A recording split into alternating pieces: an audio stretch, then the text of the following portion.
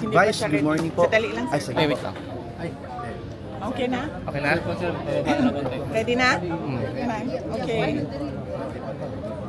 Vice, good morning. Yes, sir. Vice, bumisita po tayo sa sementeryo. Ano po yung, sino po yung binisita natin? Yes. Bumisita kami dito sa cemetery ng Danao City kasi nandito yung mga relatives namin no, sa Duterte side. At hanggang ngayon, hinahanap ko kasi yung saan yung libingan ng lolo ni dating President Rodrigo Duterte.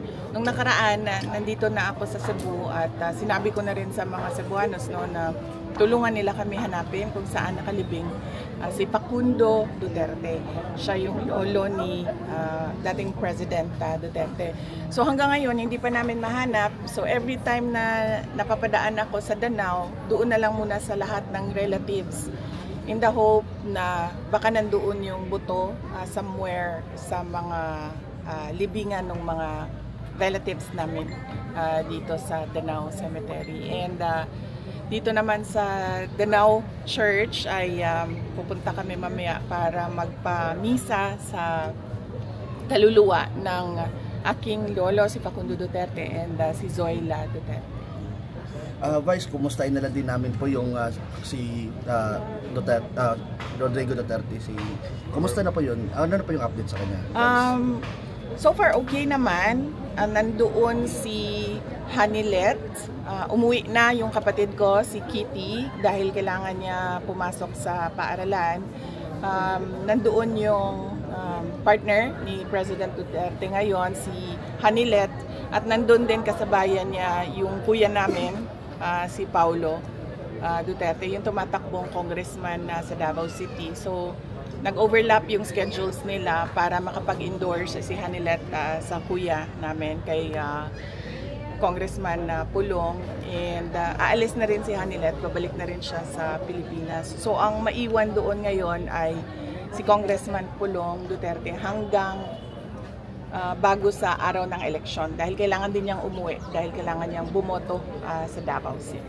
Okay. Vice, you are endorsing the Duterte plus 2. Sa local ba dito sa Cebu, are you endorsing the Amy governor? Wala akong interactions with mga governor candidates except kanina nasalubong ko yung isang candidate, si Miss Pam Baricuatro. Meron siyang handshaking sa North Cebu ngayon. So nakita kami by chance doon sa labas ng cemetery ng Danao. At masaya ako dahil nakita ko sa kanilang mga uniforms nandoon yung pagmumukha ni Pangulong Rodrigo Duterte. At nagpapasalamat ako sa suporta nila. Sinabihan ko yung candidate si Ms. Pam Baricuatro. Nagpapasalamat ako dahil sinusuportahan nyo si Pangulong Duterte at tumutulong sila sa panawagan na iuwi na ang ating dating Pangulo dito sa Pilipinas. But you are not officially endorsing her yet? Wala namang mga ganun, ma'am. Pero kaibigan ko naman si Ms. Pam Baricuatro bago pa man nagkaroon ng filing of candidacy, bago pa nagkaroon ng 2025 May elections, ay magkakilala na po kami noon pa. Kaya hindi po odd or awkward sa amin na magkausap at magkita. Vice, sinabi mo Miss noon Annie? na wala kayong i-endorse ng kandidato, pero what made you decide po na endorse sila Camille, sina Senator Amy at yung buong slate ng PDP? Opo, naalala nyo, ang galing ng memory mo, naalala nyo noong ako ay nag-resign sa Department of Education, yun din yung time na nagtanong sa akin si dating Pangulong Rodrigo Duterte kung pwede ba akong tumulong sa PDP at mga kampanya sa mga senators. At yun din yung panahon na nagtanong din sa akin si Pangulong Marcos. Tinanong niya ako kung sasali ba daw sa alyansa ang hugpong ng pagbabago ang HNP dahil noong 2022 ay syempre HNP, ako, and then magka-tandem kami sa elections. And silang dalawa, sinabihan ko na hindi muna ako sasali sa ngayong election dahil Alam mo yung hindi naman maganda yung karanasan ko sa mga pagsama at pag-endorse ng mga candidates noon. Ngunit nagbago yung panahon dahil nangyari yung pagkuha sa ating dating Pangulo dito sa ating bansa, dinala doon sa The Hague. Pagdating namin doon sa The Hague, nagtanong na naman si Pangulong Duterte kung pwede ba daw ako tumulong sa senators, 10 senators ng partido niya dahil naiwan sila dito sa Pilipinas. At sinabi ko sa kanya na okay, since wala ka naman na doon sa Pilipinas, pwede akong tumulong sa 6 PDP candidates and 4 guest candidates, no, ng Duterte. Ang tawag nila ngayon sa kanilang grupo ay Duterte. So yan po yung panawagan na block voting o vote straight doon sa 10 senators ng Duterte. At ang kay Camille Villar naman at ang kay Senator Amy Marcos, tulad din kay Pam Baricuatro, hindi naman odd or awkward dahil si Senator Amy Marcos, kilala niya ako, magkakilala kami. Actually, first time kami nag-meet at nagkakilala dito sa Cebu ni Senator Amy Marcos noong taong 2012 kami nakita dito unang-una sa Cebu.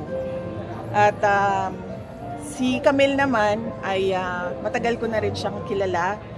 Matagal na kami merong exchange ng mga ideas on motherhood. Dahil napakabait na tao ni Camille Villar at napakabuting ina ni Camille Villar. In fact, nung nakita kami bago lang dahil ginawa namin yung kanyang advertisement, ang kanyang endorsement, ang napag-usapan namin ay pamilya pa rin. No? So sabi ko sa kanya, medyo magiging busy ka dahil kampanya, dahil magiging senator ka. Tulad din sa akin, ganyan din yung pinagdaanan ko noon. No? Nahirapan ako ibalanse yung panahon ko para sa mga anak ko, para sa pamilya ko, at yung trabaho ko. Pero natuto din ako. Nung ako ay mayor nung 2010, nung pagbalik ko nung 2016, natuto na ako magbalanse sa pamilya at sa trabaho. In fact, yung isang anak ko ay nandyan, lalakad sa paligid. Ano yung pag-endorse mo kay Camille at kay Senator Ivy? Does it have the blessing from the President, kay PRR? Wala. Hindi kami nagkausap ni President Duterte ng mga kandidato for senators labas sa Duterte, sa 10 senators ng Duterte. Vice, paano makakatulong tong endorsement mo sa ranking nila at sa pagtanggap ng mga tao? Naku, hindi ko alam. Sa totoo lang, hindi ko alam kung makakatulong ba yon sa kanilang candidacy.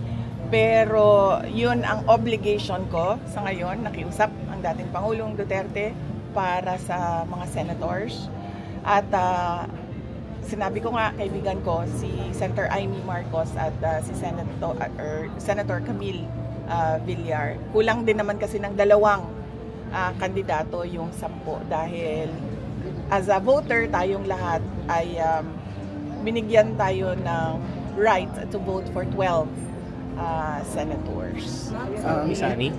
Maybe your visit to Cebu is also to endorse and campaign, considering that Cebu is also a vote rich hub. Sa ngayon, wala akong sinasalihang rallies.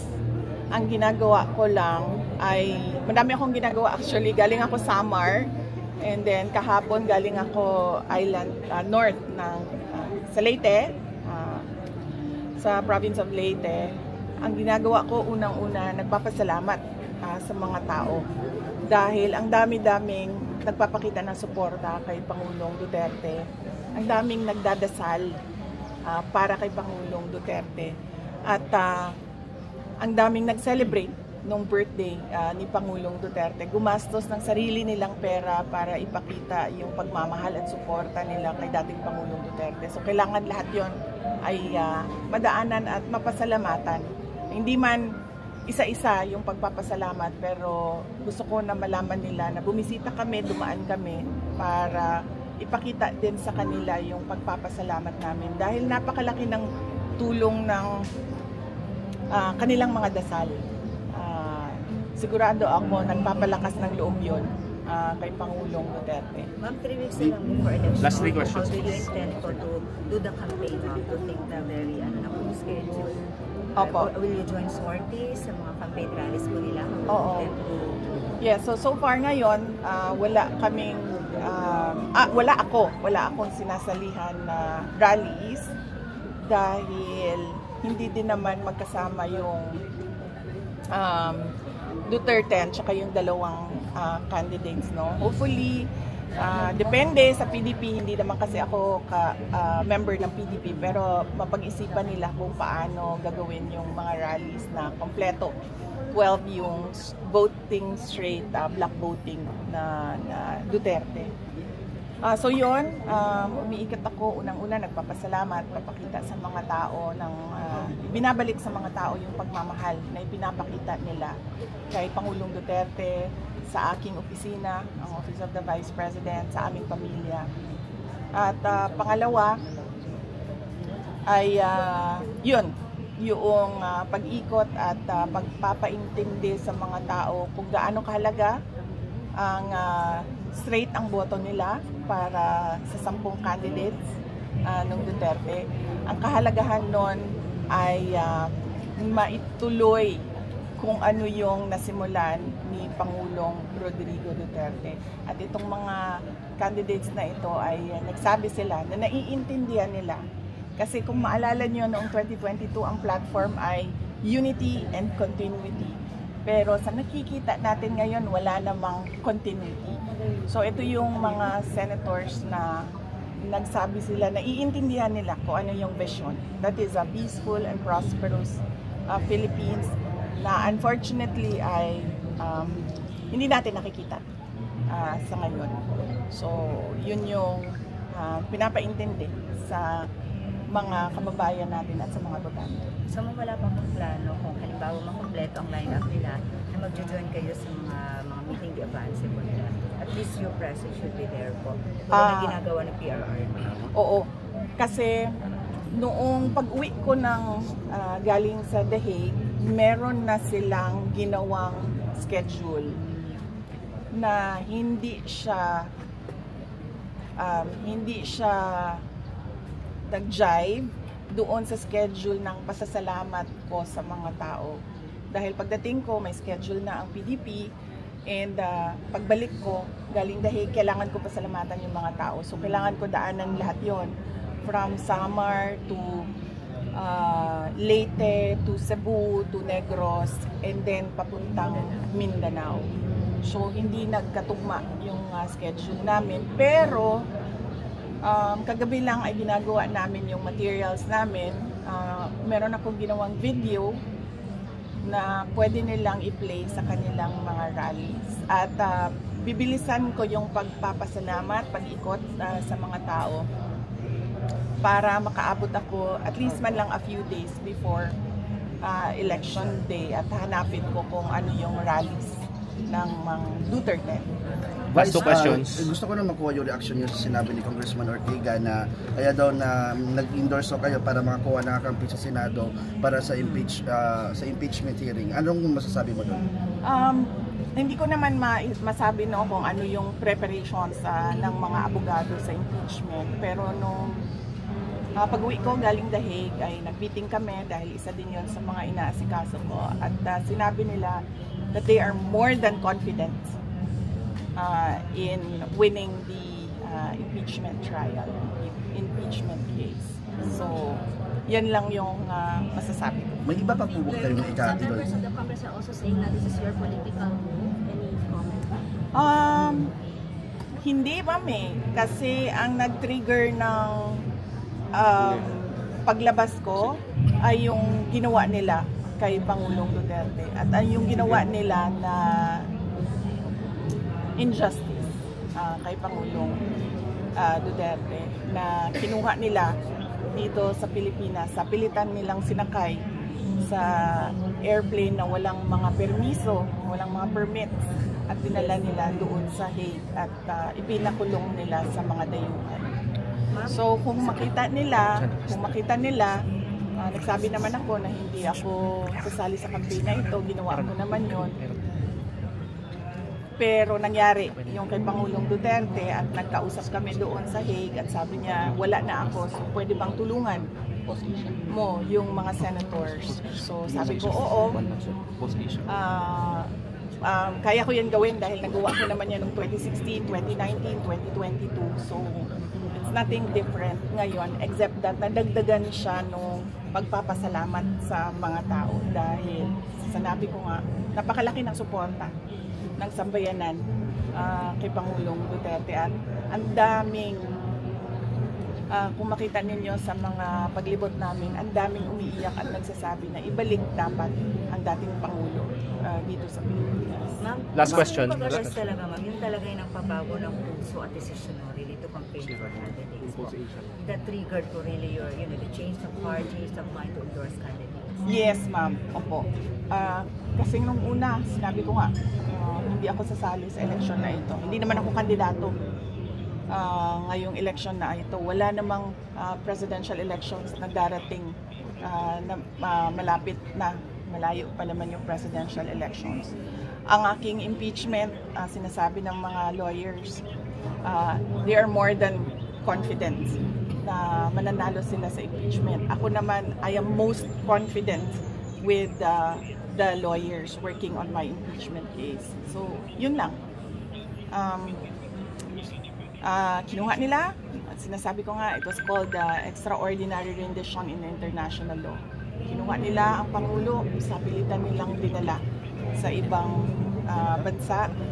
At doon nagkausap kami, sabi niya, wala na ako, hindi ako makakampanya, so pwede bang mangampanya ka para sa mga senator candidates para lang hindi daw mawala ng ulo ang Duterte, Senator Duterte.